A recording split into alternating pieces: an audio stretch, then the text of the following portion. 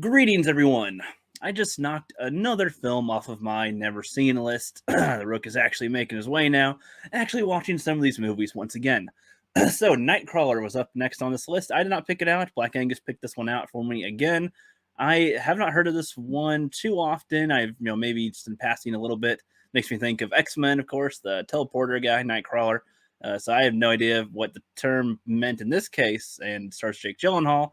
And I like him for the most part in a lot of things he's in, but I'm not like super favored toward him. But all right, the way this one started, man, was kind of slow-ish, but in a good way. It was like, okay, I can kind of guess where the movie's going as it's moving on, which I was, pretty accurate in some of my guesses for the most part, but not entirely, or not in the way that I was guessing them. So it was kind of keeping me on my toes in that way still like, wait, what? Okay, no, you went that far, you did that thing. Okay, shit, okay. All right, okay. Like, I thought he was just gonna be like, a thief in some way. Like, he had started out as seeming to be a thief, and then he's trying to get a job. He's got this huge goal overall that he's working toward, and he says a lot of things that kind of give away what his motives are a little bit. He's very focused on learning things. He is a fast learner. That's all he does with his time. He's just trying to get things the way he wants. He wants to really be with the TV stuff and will create the scene. And he just Bill, if you guys haven't seen this one, go freaking see this, man. This is it's fucking good. This is one of those recommended ones that everybody recommends that I give a thumbs up for. This was really good. Nightcrawler, man, this is kind of freaky. So this reminds me a little bit of Anchorman 2, which I saw that recently as well. I don't think I actually put a review up for that yet. I might actually put that up after this. I saw Anchorman and Anchorman 2.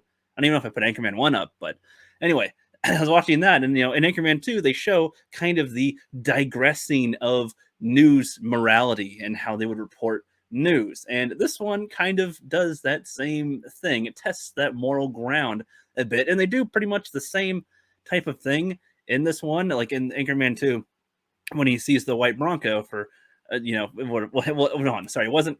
I don't think it was. I don't know if it was the white Bronco. If I'm just thinking of OJ legitimately now, or he was watching a car or whatever, watching a chase. There's a car, and police were chasing this car, and he was like, "Oh, I don't know. Is it this one guy in a Mexican cartel or something? Whatever." He's like just guessing what's with it. He's giving commentary on the footage, and it turns out it was just like a man who was confused. The guy who was just confused. And in Nightcrawler, they do a similar thing where he goes and finds the footage before the cops get there, or he gets onto the scene before the cops get there, and he records some of the footage and everything and gets that to the people. And then the people, like on the news show, are reacting to the video that he recorded live, pretty much, just giving their commentary. It honestly reminds me of YouTube quite a bit.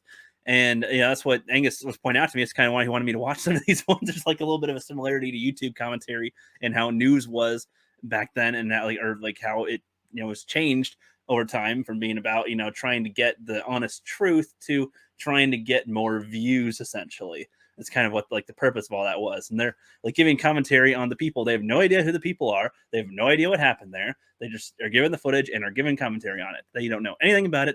How old do you think that guy is? I don't know, 30, 40? What do you think happened here? Oh, do you think they're a nice, loving family? And just like, they seem to be defending themselves with the gun. They don't know anything about the case, what's going on at all, why it happened, who's involved, any of that. They're just reacting to it. But they're news.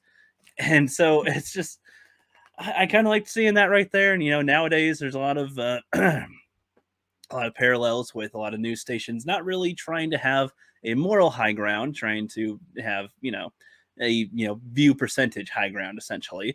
And like when they're basically they're upset when there's not like the footage that they're covering, and it's like when they're showing the dead bodies and everything. Like one of the girls in the studio looked kind of freaked out by this, and the chick that is trying to like post this is like happy. She's like excited. She's like, oh yes, we got a big story now. Oh yeah. And it's basically like they're just so excited to, they're waiting for somebody to get injured or to get hurt or something bad to happen so that they can get their scoop. And that's all they pretty much care about with it. And that's clearly what our main guy cares about this whole time. I love his cold nature to this everything. And he's just like, it's insane. This is an example of like a potential incel that is utilizing his time very well. He's utilizing his time very well, not wasting it all. He's very clear on what he wants and what he's trying to get, and he'll do what he can to get there. and he is just like stating it as factually as he can and as informative as he can. He's doing as much information and knowledge as he can to have one-ups over people. When he, has that scene when he gives that to her, and or when he gives the final car chase and everything to her, that's like the biggest break ever, and he tricks everybody and does all that. Like my response is like he grew his balls grew 3 sizes that day when he's like, I want this much money. I don't want you to question my thing anymore. When I say I want something, I want it. Blah blah blah. I want my name to be credited. All these things. It's like, dude, your balls are just growing big time, buddy. Holy shit.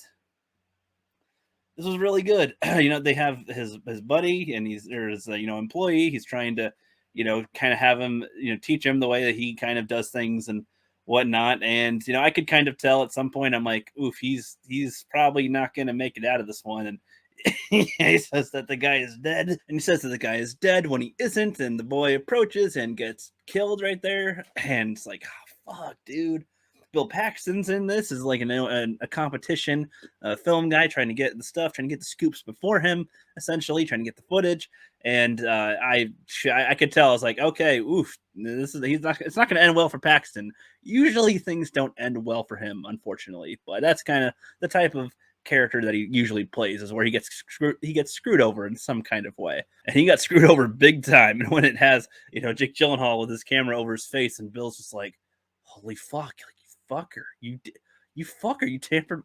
It's like Bill Paxton didn't say any words, but his eyes said it all. And Gyllenhaal's face is like, yeah, that's right, you were trying to threaten me and talk to me like you're big shit and whatever. No, I am. Oof, okay, man. Ooh.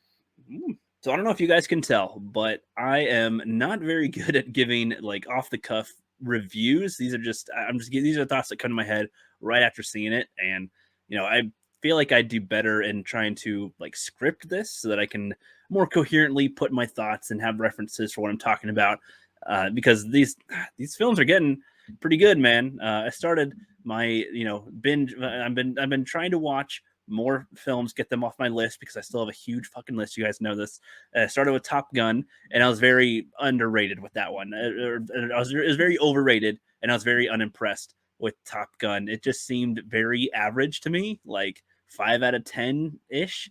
The effects for it, that the visuals were very good. It looked like it could compete side by side with Iron Man in its visuals. It was good, for Top Gun, but ultimately story was meh, the character meh. I just didn't really care. But then I saw Sin City, and that one, I'm gonna see that again probably tomorrow, because Sin City, fucking A, man, fuck yeah. I might make a video on that one talking about what I like about it. Man, that one's fucking good. My last video was me just gushing over it.